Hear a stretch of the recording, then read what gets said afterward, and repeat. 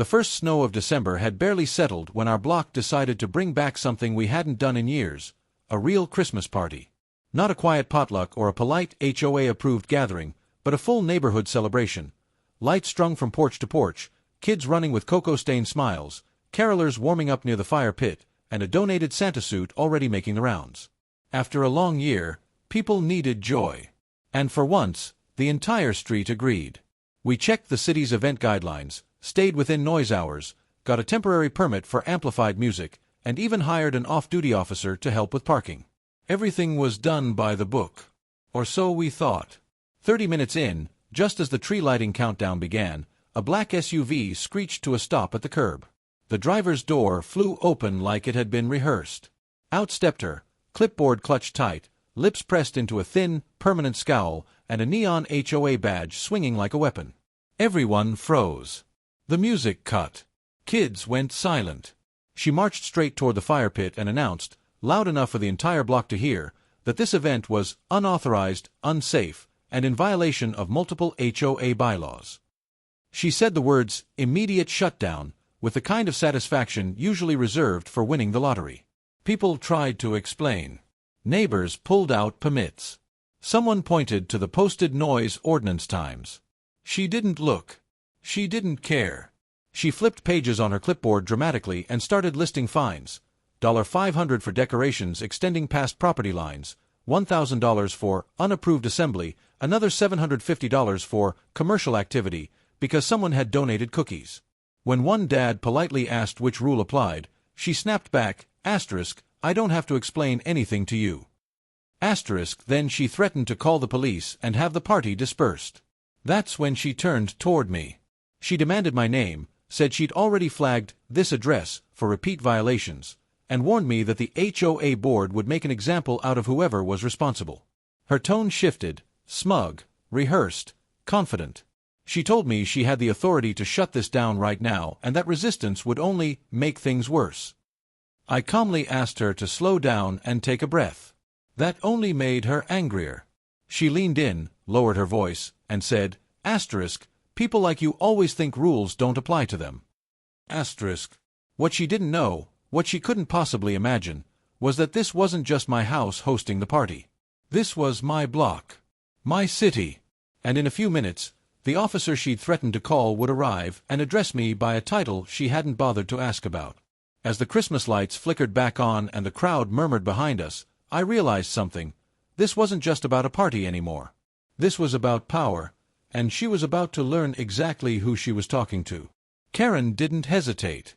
The moment she realized no one was rushing to obey her, she stepped a few feet away, turned her back to the crowd, and made the call. Loudly. Deliberately. She wanted everyone to hear. She reported an illegal public gathering, claimed there were fire hazards, unlicensed vendors, and potential endangerment of minors. Each accusation landed heavier than the last, and with every word, her posture straightened, as if authority alone could bend reality in her favor. The neighbors stood frozen, clutching cups of cocoa and plates of cookies, unsure whether to keep celebrating or start packing up Christmas lights. She returned moments later with a thin smile and folded arms. "Police are on their way," she announced. "When they arrive, this will be shut down. Fines will be issued. Names will be taken." She locked eyes with parents, then with the teens near the music speaker, clearly enjoying the fear spreading across the block. A few people whispered about leaving early. Someone asked if they should take the kids inside. That was exactly what she wanted. Control through intimidation, the slow suffocation of joy. I stepped forward and asked her, calmly, what specific ordinance we were violating. She scoffed. "You don't get to interrogate me," she snapped. "I represent the HOA." I reminded her, again, that this street wasn't part of the HOA. She laughed, short and sharp, and said the association's jurisdiction extended anywhere it deemed necessary to preserve community standards. When a neighbor pulled up the county parcel map on his phone, she waved it away like it was meaningless. Facts didn't matter. Only her version of authority did. By the time the patrol car lights appeared at the end of the street, the party had all but stalled. Music was off. Kids huddled with their parents. The fire pit burned lower, more out of uncertainty than cold. Karen straightened her jacket, adjusted her badge, and walked toward the arriving officers like she was about to deliver a closing argument. She spoke first, gesturing wildly toward the decorations and the crowd, painting the scene as chaos barely held together. She demanded enforcement. She demanded compliance. She demanded arrests if necessary. The officer listened. Then he turned to me. He asked a few basic questions: who organized the event, whether we had permits, what time we planned to wrap up. I answered plainly and handed over the paperwork. His tone shifted, subtle but noticeable. He called for a second unit, not to escalate, but to assist with traffic flow. Karen's smile faltered. She interrupted, insisting that the HOA had already issued citations and that police were required to support them. The officer finally looked at her directly and said, "Ma'am, this isn't an HOA matter. This is a city-permitted event." Her face flushed. "That's impossible," she said. "No one cleared this with—" She stopped mid-sentence as the officer addressed me again, this time more formally. The crowd leaned in, sensing something had changed. Karen followed his gaze, slowly turning back toward me, confusion replacing confidence. The words that came next weren't loud. They didn't need to be. They carried weight all on their own, and the moment they were spoken, the balance of power shifted completely. The officer cleared his throat and said my name, not loudly, not ceremoniously, just enough to be heard. Then he added the title, Mr. Mayor. It wasn't dramatic. It didn't need to be. The effect was immediate. Conversations stopped. Someone near the fire pit gasped. A few people laughed, thinking it was a joke, until they saw the officer's expression, respectful, neutral, certain. Karen didn't laugh. She blinked once, then again, as if the words needed time to translate. "That's not possible," she said, her voice suddenly thin. "Mayors don't live on streets like this." The officer didn't respond. He simply nodded toward me and asked how late we planned to keep the music going. I answered, 10 p.m., per the permit, and thanked him for coming out. Karen stepped closer, jabbing a finger toward the paperwork I'd handed over. She demanded to see identification, proof, something. Her authority had cracked, and she was scrambling to glue it back together. One of the neighbors pulled out his phone and whispered, "It's him," showing her the city website. Another pointed toward the holiday banner strung across my porch, apparently a familiar image from last year's tree lighting downtown. Karen's face drained of color. Her clipboard slipped slightly in her grip. She tried to pivot, suddenly apologetic, claiming she was just enforcing the rules, and that the HOA works closely with city leadership. I let her finish. Then I reminded her, calmly, that this street was not under HOA jurisdiction, that she had issued threats without authority, and that she had falsely reported an emergency to the police. That's when she lost control. She raised her voice, insisting she was being publicly humiliated, that this was an abuse of power, that I had set her up. The officer intervened, asking her to lower her tone. She didn't. She accused neighbors of harassment. She accused the city of favoritism. She accused me of corruption, standing in front of a crowd that now watched her with a mix of disbelief and quiet satisfaction. Christmas lights glowed behind her as her composure unraveled, each accusation landing softer than the last. The second unit arrived, not for the party, but for her. The officer explained that filing a false report and attempting to enforce HOA authority on non-HOA property could carry consequences. Karen's mouth opened, then closed. She tried one last angle, asking if they could just issue a warning and move on. The officer looked at me, waiting. I told him the party would continue as permitted, but I wanted an incident report on record.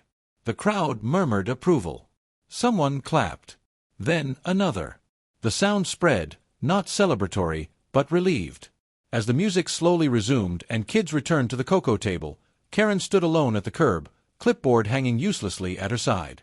The power she'd arrived with was gone, stripped away not by anger or force, but by facts. And as she walked back to her SUV under the glow of Christmas lights she'd tried to extinguish, it was clear this night wasn't over, not for her and not for the HOA board that sent her. By the next morning, the story had already escaped our block. Someone had posted a short clip online, just enough to show flashing lights, raised voices, and Karen standing rigid at the curb while the party resumed behind her. It didn't name names, but it didn't have to. Anyone familiar with the HOA recognized her instantly. Comments poured in from residents across the neighborhood. Stories of intimidation, questionable fines, and emergency shutdowns that never felt like emergencies at all. What had started as one ruined evening for her was quickly becoming a reckoning. Before noon, my office received 3 separate calls from the HOA board. The first was tense and defensive, asking why the city had interfered with their enforcement authority. The second was cautious, requesting a meeting to clear up misunderstandings. The third was outright nervous, wanting to know whether an investigation had already begun. I scheduled a formal sit-down for the following afternoon and made one thing clear: this would be on record, with city council present. Silence followed.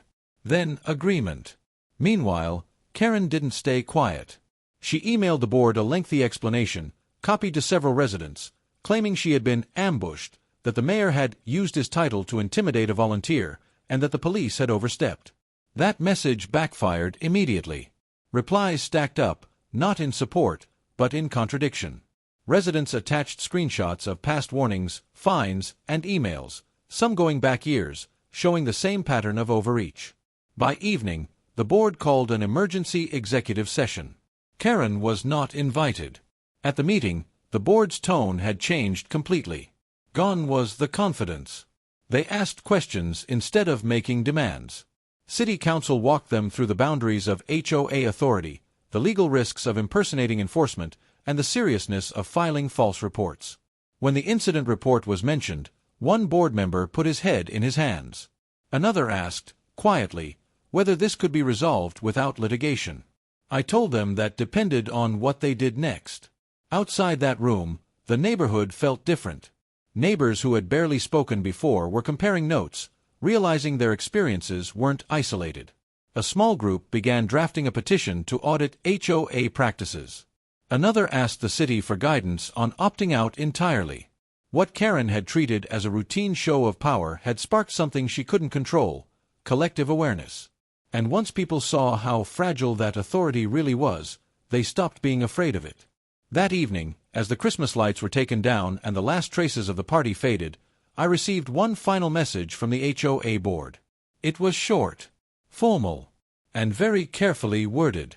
They acknowledged misconduct, confirmed Karen had been suspended from all enforcement activities pending review, and requested guidance on issuing a public apology. I read it twice, then forwarded it to council. The situation was moving quickly now, and the outcome would set a precedent far beyond one street or one holiday night. The apology came 3 days later, posted publicly and delivered privately. The HOA board released a statement acknowledging that one of its representatives had acted outside her authority, misused enforcement language, and filed a report that should never have been made.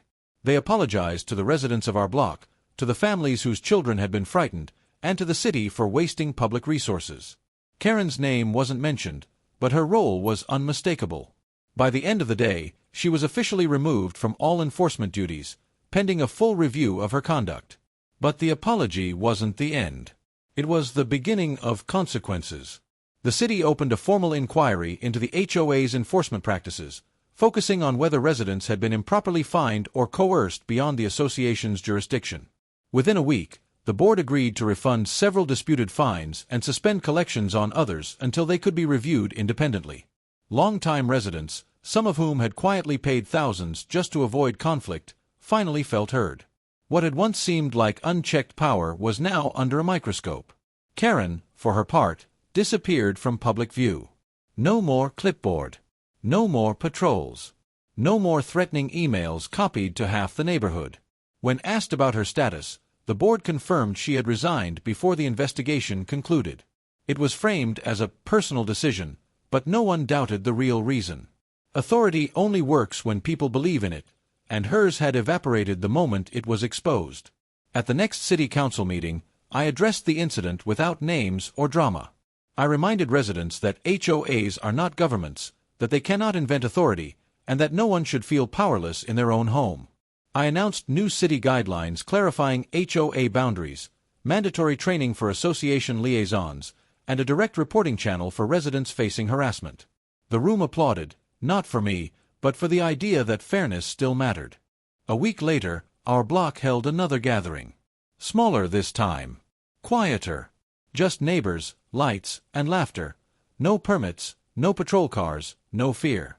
Someone hung a simple sign near the fire pit. Asterisk, community first. Asterisk. As I looked around, I realized the real victory hadn't been putting someone in their place.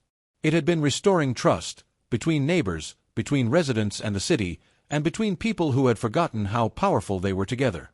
Karen had tried to shut down a Christmas party. Instead, she reminded an entire neighborhood that authority without accountability doesn't last. And sometimes, all it takes is one ordinary night, a few strings of lights, and the courage to stand your ground for things to change.